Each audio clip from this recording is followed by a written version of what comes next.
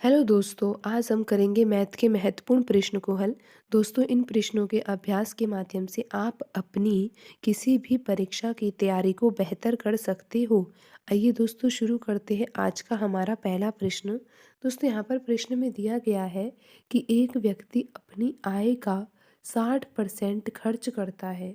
यदि उसकी आय और खर्च दोनों ही 15% बढ़ा दिए जाए तो उसकी बचत पर क्या प्रतिशत प्रभाव पड़ेगा?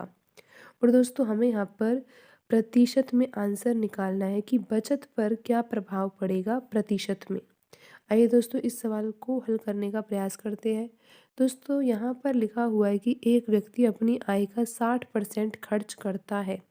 दोस्तों, अगर एक व्यक्ति की आय 100 रुपये है तो 100 रुपये में से वह 60% क्या कर देता है? खर्च। दोस्तों, आप यहाँ पर लिख लीजिए आय। आय यानी कि कुल आय। कुल आय में से दोस्तों वह कुछ आय का तो खर्चा कर रहा है और कुछ आय का क्या करेगा वो? बचत।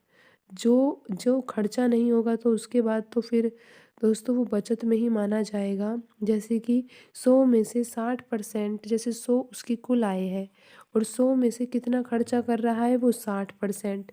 तो 100 में से 60 रुपये तो वह खर्च कर रहा है। 60 रुपये खर्च हो रहे हैं तो सीधा सा अर्थ यहाँ पर ये है कि 100 में से 40 रुपये की क्या हो रही है? बचत। दोस्तों, उसके बाद लिखा हुआ है कि उसकी आय और खर्च दोनों को ही 15% बढ़ा दिया जाए। तो दोस्तों, अगर आप आय को 15% बढ़ाओगे और खर्चे को 15% बढ़ाओगे तो उसके बाद आपको ये देखना है कि बचत पर क्या प्रभाव पड़ता है। तो दोस्तों, 100 में अगर 15% आप बढ़ाओगे तो आपका आंसर आएगा 115 रुपये। तो दोस्तों, अब आपकी जो आय है वो 115 रुपये है। और दोस्तों, 60 रुपये में जब आप 15% बढ़ाओगे तो क्या आंसर आएगा? दोस्तों, आप यहाँ पर देख सकते हो 60 का 15% यानी कि 60 गुणा 15/100। और आप यहाँ पे 0 से 0 काट सकते हो। 5 के पाड़े से ये 3 बार कटेगा और 10 2 बार कटेगा और 2 के पाड़े से 6 कट जाएगा 3 बार। दोस्तों, यहाँ पर आ जाएगा 3 तिया 9। दोस्तों, 60 में 9 रुपये आप बढ़ा दोगे तो आपका आंसर आ जाएगा ये 69 रुपये। तो दोस्तों, अब आपको यहाँ पर ये समझ में आ जाना चाहिए कि पहले आय 100 थी तो 100 में से 60 रुपये खर्च किया जा रहा था और 40 रुपये की बचत की जा रही थी। लेकिन अब क्या किया? आय और खर्च को बढ़ाया गया। तो अब हमें देखना है कि बचत पे क्या फ़र्क पड़ा इससे। दोस्तों, आय को जब 15% बढ़ाया तो आय हो गई अब 115। और दोस्तों, खर्चे को भी 15% बढ़ाया गया तो खर्चा हो गया 69 रुपये। तो दोस्तों, अब बचत कितने रुपए की आएगी? दोस्तों, 115 में से 69 रुपये खर्च कर लिए जाते हैं। तो जब आप 115 में से 69 को घटाओगे तो आपको यहाँ पर ये पता लग जाएगा कि बचत अब कितने रुपए की हो रही है। तो दोस्तों, आप घटाओगे तो आपका आंसर यहाँ पर आएगा 46 रुपये। तो दोस्तों, यहाँ पर आपको ये समझना है कि 115 में से 69 रुपये खर्च कर दिए जाते हैं तो 46 रुपये की क्या होती है? बचत। दोस्तों, पहले बचत थी 40 रुपये की और अब हो रही है 46 रुपये की। तो दोस्तों, यहाँ पर आपको अंतर दिखाई दे रहा है।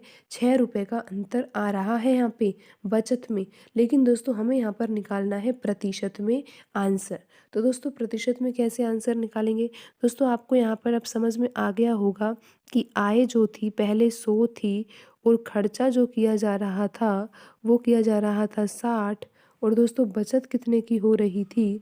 बचत हो रही थी 40 की। बिल्कुल दोस्तों, 60 और 40 कितने हो गए? 100। फिर दोस्तों, 15% क्या बढ़ाया गया? आय को बढ़ाया गया और खर्च को बढ़ाया गया। दोस्तों, जब आप 100 का 15% बढ़ाओगे तो आपका जो आय आएगी वो 115 रुपये आएगी। खर्चे में जब आप 15% बढ़ाओगे यानी कि 60 का 15% आप बढ़ाओगे तो आपको प्राप्त हुआ था 69। दोस्तों, 115 में से 69 रुपये जब खर्च कर दिए जाते हैं तो बचत होती है 46 रुपये की। और दोस्तों, आप यहाँ पर देख सकते हो आय और खर्च को जब हमने 15% बढ़ाया तो बचत पे भी प्रभाव पड़ा, यानी कि बचत अब जो है 6 रुपए ज़्यादा की हो रही है। पहले 40 रुपए की बचत हो रही थी और अब हो रही है 46 रुपए की।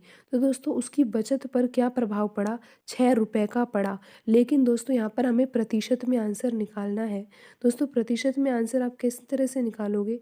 आप ये लिख सकते हो कि यहाँ पर 6 रुपए का अंतर है और दोस्तों आपको ये देखना होगा कि पहले कितनी थी बचत। दोस्तों पहले बचत थी 40 और दोस्तों यहाँ पर वृद्धि हुई है 6 रुपए की।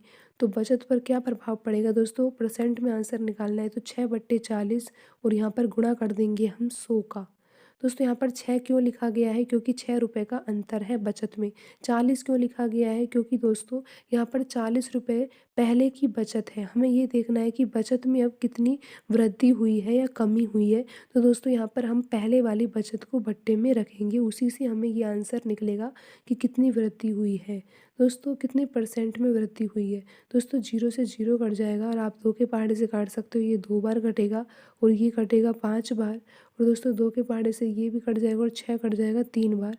तो दोस्तों 3 और 5 का जब आप गुणा करोगे तो आपका आंसर आएगा 15%।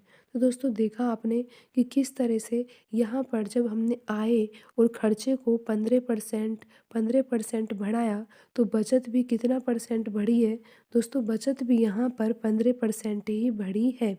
तो दोस्तों इस तरह से आप इस प्रश्न को बिल्कुल आसान तरीके से हल कर सकते हो। दोस्तों आज की वीडियो में इतना ही, मिलते हैं अगली वीडियो में।